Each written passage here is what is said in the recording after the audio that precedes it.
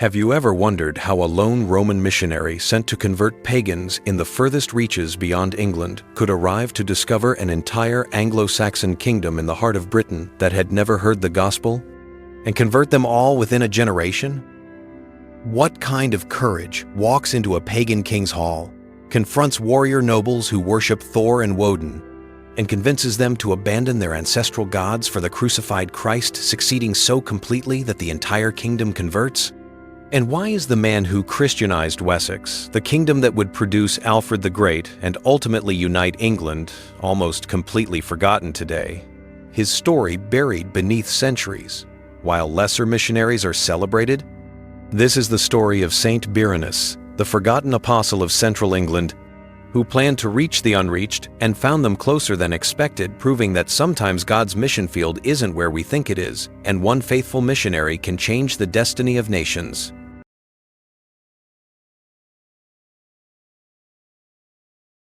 The year was around 634. In northern Italy, in the port city of Genoa, a bishop was being consecrated. His name was Birinus, perhaps Italian by birth, perhaps from Gaul. The records are unclear.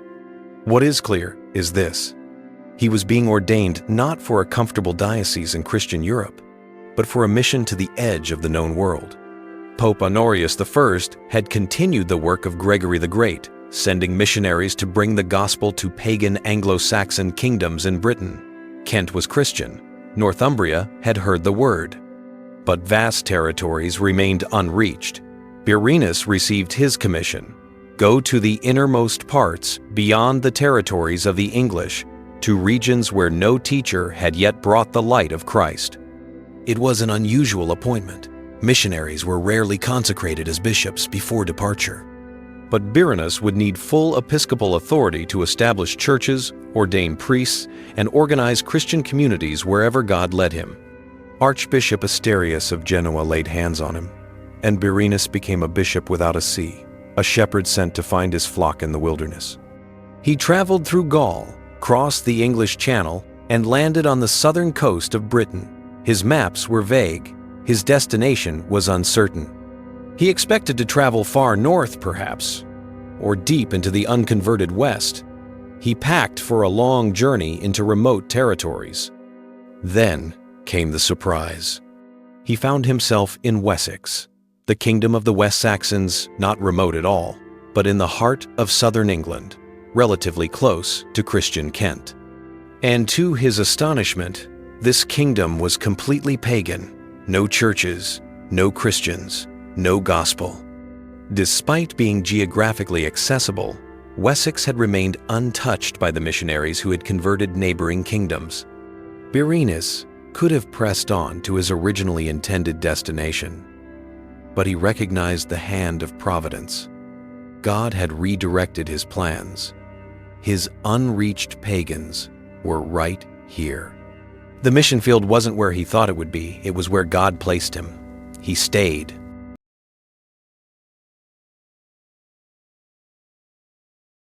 Wessex stretched across modern Hampshire, Berkshire, Wiltshire, Dorset, and Somerset. It was a warrior kingdom, ruled by tribal laws and ancient gods.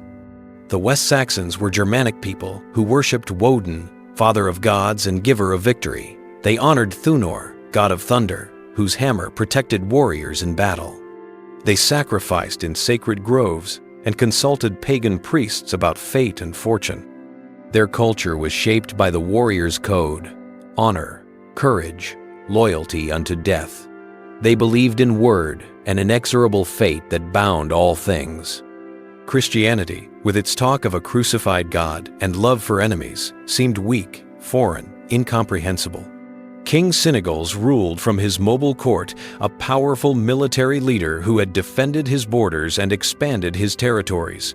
His word was law. His conversion would determine the religion of his entire people. If he remained pagan, Wessex would remain pagan. If he converted, his kingdom would follow. Birinus faced impossible obstacles. He spoke Latin and perhaps some Celtic tongues, but not the Old English of the West Saxons. He was Roman, educated, refined, everything foreign to these rough Germanic warriors. He had no Christian community to support him, no church buildings to gather in, no fellow believers to encourage his work.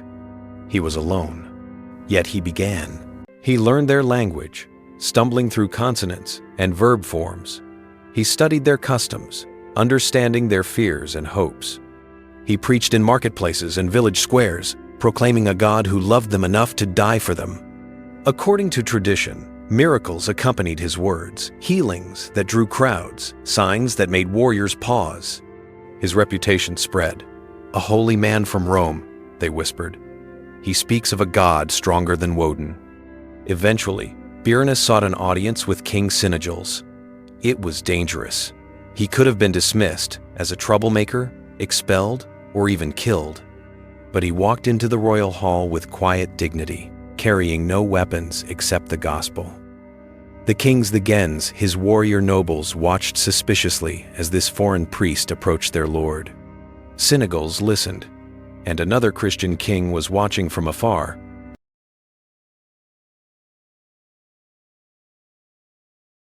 Oswald of Northumbria was a warrior king who had reclaimed his throne through battle. Exiled as a youth, he had found refuge among Irish Christians in Scotland, where he had been baptized and trained in the faith. In 634, he won the Battle of Heavenfield, raising a wooden cross before combat and attributing his victory to Christ. Now he ruled Northumbria as a devout Christian king, promoting the faith throughout his northern territories. And he had his eye on Wessex. Political necessity and faith converged. Cynegils sought an alliance with powerful Oswald to strengthen his southern kingdom. Oswald agreed on one condition: Cynegils must convert to Christianity. The marriage alliance between their kingdoms required a shared faith. Cynegils found himself pressed from two directions. Birinus preached spiritual truth with compelling arguments and undeniable miracles. Oswald offered political advantage contingent on conversion. But the old gods had failed to stop the Christian advance. Oswald's victories proved the power of the Christian God, and Birinus's healings demonstrated divine favor. In 635, Cynegils made his decision. He would be baptized. The ceremony took place at Dorchester-on-Thames. Birinus presided, his hands trembling with joy as he poured water over the king's head. But the most extraordinary element was this: King Oswald himself stood as godfather, sponsoring Cynegils' baptism. One king became spiritual father to another. Wessex and Northumbria united not just politically, but sacramentally. West Saxon nobles witnessed the transformation. Their king, who had commanded armies and offered sacrifices to Woden, now knelt before the Christian God. Many followed his example immediately. Baptisms multiplied. Pagan temples were abandoned. Some converted into churches. Sacred groves were cut down. A new era had begun. Oswald, grateful for the alliance and moved by Birinus's faithfulness, gave the missionary a gift: land at Dorchester-on-Thames for an episcopal see. This would become Birinus's cathedral, his base for the evangelization of all Wessex. The king's support provided protection, resources, and legitimacy. Together, missionary and monarch, they began transforming the kingdom. The conversion spread rapidly, top down from king to nobles, bottom up from common people convinced by Birinus's preaching. Thousands were baptized. The West Saxons, who had worshipped in darkness, now turned toward the light. But conversion was only the beginning. Now came the harder work of building a church.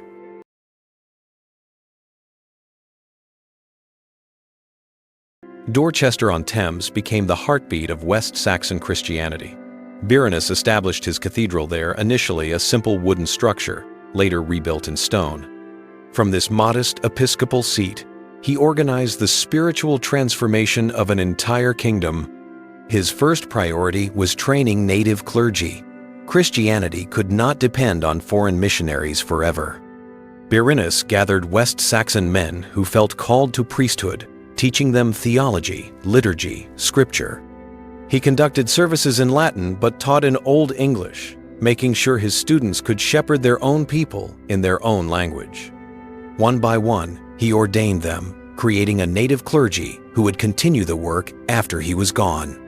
Churches began appearing throughout Wessex. Royal support provided resources, land, timber, craftsmen. Local lords donated property.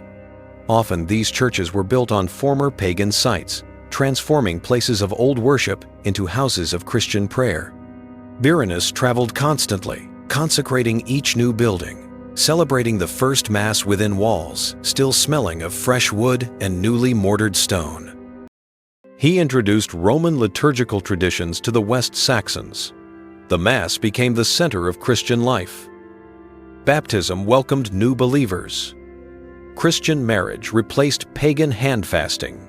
Christian burial with prayers for the dead replaced cremation.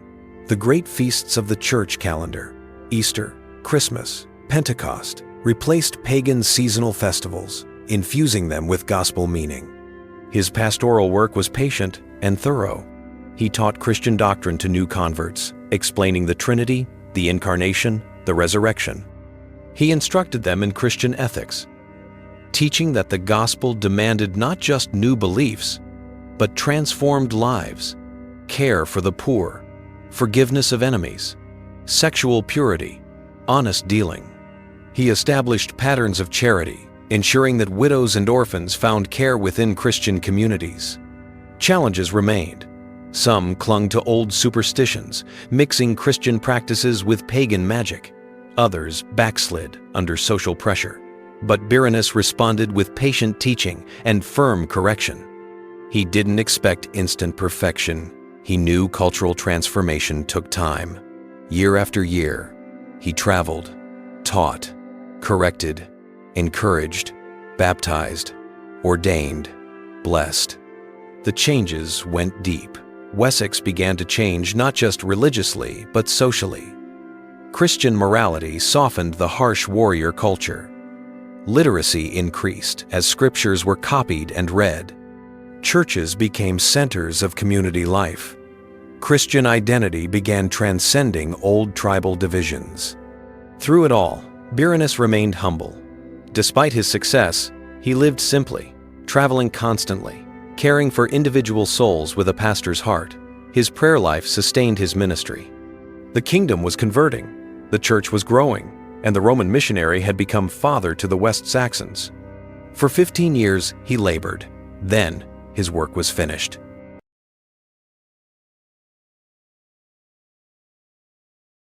By the late 642s, Birinus was aging. The years of constant travel, outdoor preaching in British weather, and tireless work had taken their toll. His body weakened, but his spirit remained strong. He continued confirming new Christians, ordaining priests, visiting churches scattered across Wessex. He prepared his succession carefully, training those who would carry on his work. The church he had planted was no longer fragile, it had taken root. Wessex was thoroughly Christian now. Churches stood in every region. Native West Saxon priests celebrated Mass and administered sacraments. The diocese was organized and stable. King Cynegils had died in 643 as a Christian king, and his successor, though wavering at times, continued the Christian governance Birinus had helped establish. The transformation was complete. On December 3rd, around the year 649 or 650, Birinus died at Dorchester. He was probably in his 60s or 70s. His clergy and disciples surrounded him. There was no struggle, no agony, just a peaceful passing after fruitful apostolate. He had organized everything. The church would continue without him. They buried him in his cathedral at Dorchester. His tomb immediately became a pilgrimage site. Veneration was spontaneous and heartfelt. The West Saxons mourned their spiritual father. They gathered at his grave, praying for his intercession, reporting miracles. His feast day, December 3rd, was established and celebrated with solemn gratitude. The work continued. His disciples carried on the evangelization. Churches were dedicated in his memory. His name was spoken with reverence throughout Wessex. He had converted them, baptized them, taught them, shepherded them. They were Christian because of him. In 964, over 3 centuries after his death, his relics were translated to Winchester, which had become the capital and ecclesiastical center of Wessex. Saint Ethelwold, Bishop of Winchester, supervised the solemn translation. Birinus's shrine in Winchester became a major pilgrimage destination. Later, in 1225, his relics were returned to Dorchester, where they remain to this day.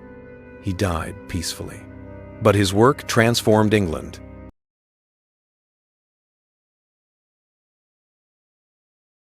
Consider what Birinus accomplished. A single missionary converted an entire kingdom. He didn't just win individual converts, he Christianized Wessex from king to commoner, from court to countryside. He established a diocese that lasted for centuries. He trained native clergy who made the church self-sustaining. He built churches throughout central England. He created a Christian culture from pagan foundations. And Wessex mattered enormously to England's future. Wessex became the dominant Anglo-Saxon kingdom. 2 centuries after Birinus, King Alfred the Great ruled Wessex as a devout Christian, defending England from Viking invasion, promoting learning, and strengthening the church. Without Birinus, Alfred's Christian kingdom wouldn't have existed. Wessex eventually united England under Christian rule. English Christianity became centered in Wessex, in Winchester. The cathedral where Birinus's relics rested became England's ecclesiastical capital. One missionary, one kingdom, one baptism, and the course of English Christianity was set. Yet Birinus is almost completely forgotten today. Why? He was overshadowed by Augustine of Canterbury, whose mission came first and whose see became more prestigious. He was forgotten in favor of romantic Celtic missionaries like Aidan and Columba. He fell between traditions too Roman for Celtic enthusiasts, too obscure for Canterbury's history. When his see moved from Dorchester to Winchester, he became associated with a declining town rather than a capital. The Norman conquest in 1066 de-emphasized Anglo-Saxon saints. The Reformation destroyed his shrines, scattered his relics, suppressed his cult. His memory faded. Today, his feast is still celebrated on December 3rd in some calendars. He's patron of Dorchester and the Winchester Diocese. A few churches bear his name, but outside specialists, he's unknown. Yet historians recognize his importance. The Venerable Bede preserved his story in the ecclesiastical history of the English people. Scholarly works acknowledge his crucial role in England's Christianization. Local devotion never completely died. Dorchester especially remembers him. Both Anglicans and Catholics honor him as a pre-schism saint. He has ecumenical appeal in our divided age. And his relevance remains powerful. For missionaries, Birinus demonstrates flexibility. He changed plans when God redirected him. He shows courage entering a pagan culture alone, trusting divine protection. He models patience, working for decades to see lasting fruit. He teaches method converting both king and commoner, building from the top down and bottom up simultaneously. For church planters, he exemplifies wise organization, establishing structures that outlasted him. He practiced sustainable leadership development, training natives rather than creating dependency. He understood enculturation, bringing the gospel in local language and culturally appropriate forms. He built a church that survived his death because he prepared successors. For all Christians, Birinus proves that obscurity doesn't mean insignificance. Faithfulness matters more than fame. God's providence trumps our plans. One person, surrendered to God's will, can change nations. Being forgotten by men doesn't mean being forgotten by God. Today, you can visit Dorchester-on-Thames, where his beautiful abbey church stands on the site of his original cathedral. Winchester Cathedral maintains connections to his memory. A few churches dedicated to him dot the English landscape. Pilgrimage is slowly reviving. His prayer still echoes, "Lord, you sent your servant Birinus to preach your gospel to the West Saxons. Grant that we who celebrate his memory may follow his example in bringing others to know you."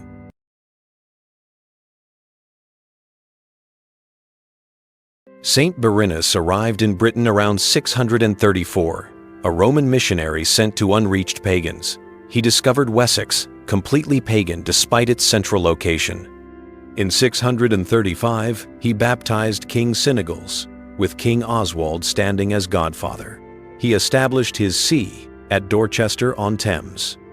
For 15 years, he traveled, preached, baptized, ordained, and built churches throughout Wessex. He trained native clergy and organized a lasting diocese. He died peacefully around 649 or 650 and was buried at Dorchester, where his tomb became a pilgrimage site. His feast is December 3rd, and he is largely forgotten today, despite his enormous impact. But here's what matters. God redirects plans for his purposes. Birinus teaches missionaries to be flexible when divine providence closes one door and opens another. He shows church planters how to build lasting structures by training local leaders. He encourages discouraged workers. Your obscurity doesn't equal failure. Faithfulness is what counts. He proves that one committed life changes history. Cultural conversion is possible with patience and trust. God's timing is perfect, even when unexpected. And being forgotten on earth means nothing when you're remembered in heaven. The Roman bishop who planned to reach the unreached found them closer than expected. The lone missionary who walked into a pagan kingdom walked out having converted it entirely. The foreigner who barely spoke Old English became the spiritual father of the West Saxons. He baptized Cynegils. Cynegils' line produced Alfred. Alfred saved England. England spread Christianity worldwide. One missionary, one baptism, one kingdom, and the world changed. Saint Birinus, the forgotten apostle who made England Christian, whose obscurity proves that God measures success differently than we do. He asked only to preach where no one had preached. God gave him a kingdom. The apostle of the West Saxons. May we remember, and may we follow his example, faithful in obscurity, patient in labor, trusting that every seed planted in God's name bears fruit we may never see, but heaven forever celebrates.